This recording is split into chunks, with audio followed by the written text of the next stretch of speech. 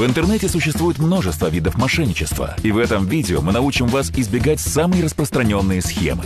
Как избежать фишинга? Схема фишинга проста. Мошенники организовывают рассылку писем от известных брендов, банков и компаний, которые содержат ссылку на мошеннический сайт. Под разными предлогами пользователя просят оставить личные данные, номер карты, логины и пароли, которые сразу попадут в руки мошенников. Как определить мошенника? Обращайте внимание на название сайта. В адресной строке поданный сайт начинается с HTTPS, сайт-подделка начинается с HTTP, либо название сайта изменено. Например, OLX-XKZ. Сохраняйте в тайне секретные данные карты. Процесс мошенничества довольно прост. Преступники выходят на связь с покупателем, убеждают его оплатить товар или услугу частично и пропадают. Жертвой может стать и продавец. Злоумышленник может написать продавцу, что оставит предоплату за товар и попросит банковские данные. Вскоре продавцу придет сообщение с кодом, который попросит продиктовать мошенник. Так он может получить доступ к банковскому счету.